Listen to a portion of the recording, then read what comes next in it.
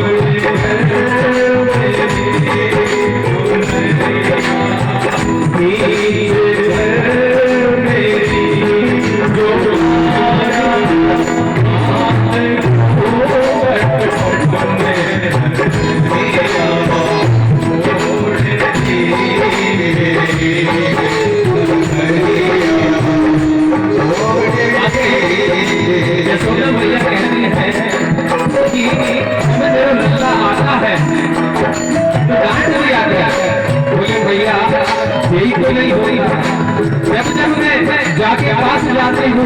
डांटने को जितनी भोली सी सूरत बना लेता है भैया मुझे हंसी आ जाती है उसकी सुंदर सी मनमोहक हंसी देख करके मैं नहीं डांट रहा तो कहती है काम किया था मेरा लल्ला जितनों की माथा खाए उसको खा ले दिया कर और मेरे घर के आगे जितने भी तुझे माथा में चाहिए ले जाया कर भैया एक बार मैंने लल्ला को बिठाया और कहा बेटा लल्ला तू जितना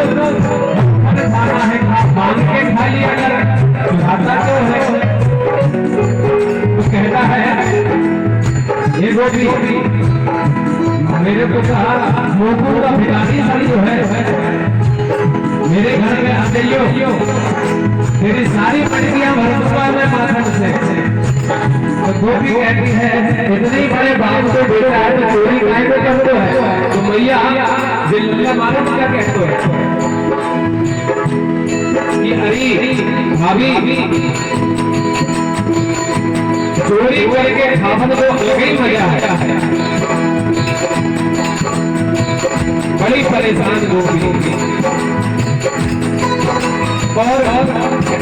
यशोदा भैया कहती है एक काम किया है जो तेरे माट मटकान है उनको उसमें दही रसी में माट मटकान में दही रसी है उसको ठीके पे लटका दिया गया आगे भगवान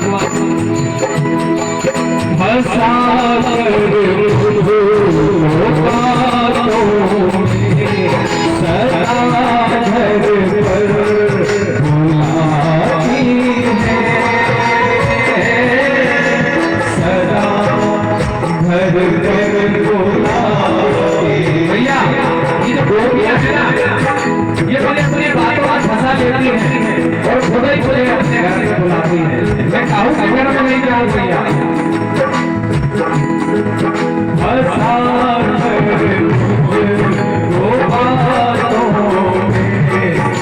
मुझे घर बुलाती है और भैया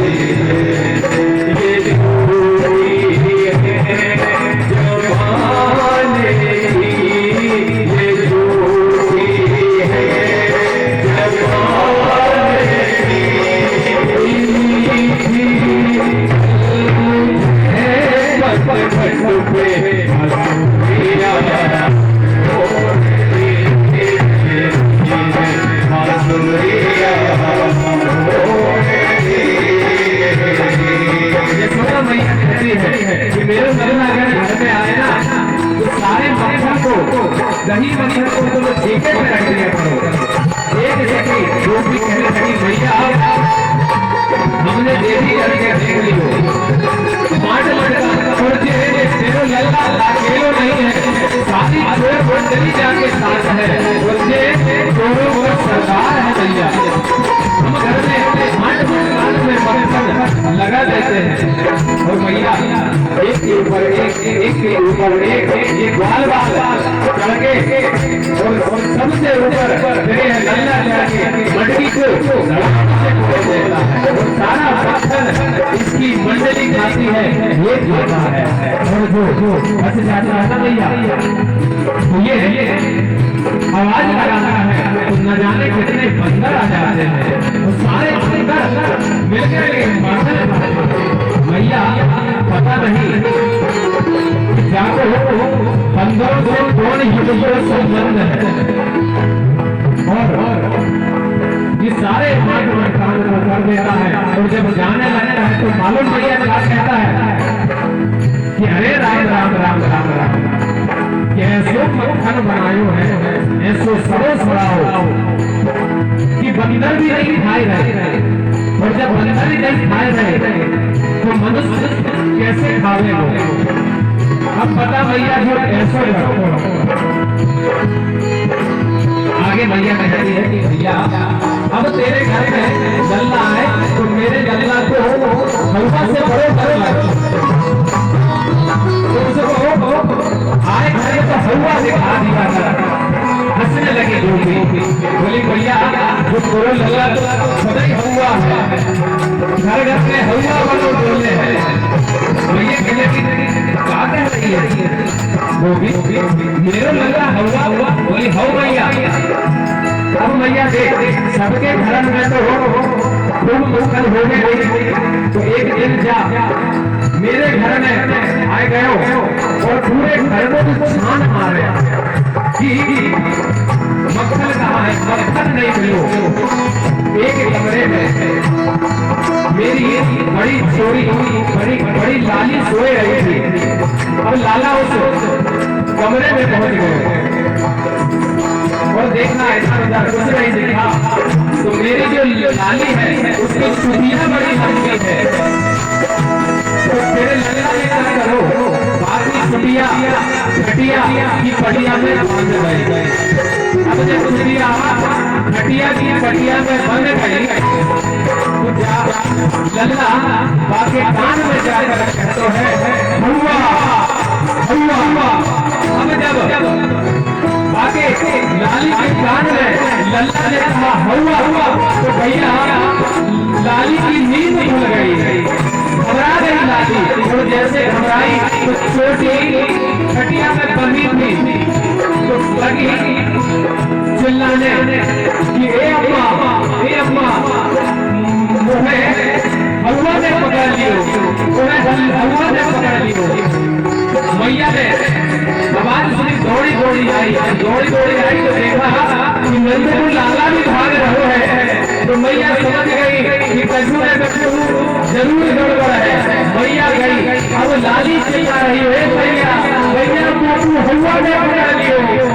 मैया ने देखी कि लाली की चुटिया खटिया की पटिया पर लगी है और माने खटिया से चुटिया छोड़ी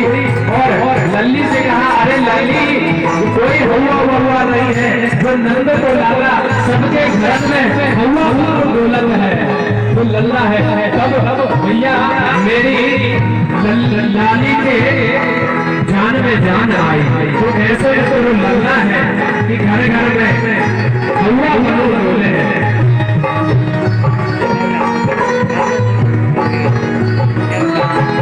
ये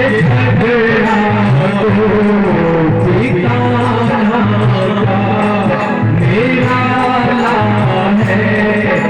अनोखा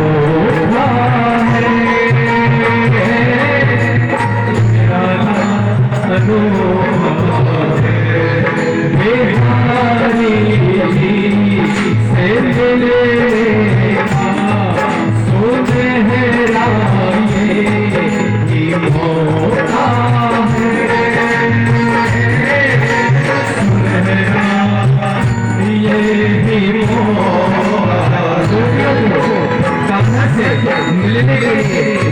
दर्शन के खिलाफ रहते हैं। यह तो गोपियां ऐसे ही शिकायत करते हैं। ये बड़ा पुराना भक्त और भगवान का सम्मान है महाराज। ये प्रेम का संबंध है। भगवान के दर्शन किए बिना चैन नहीं आता। भक्त कहता है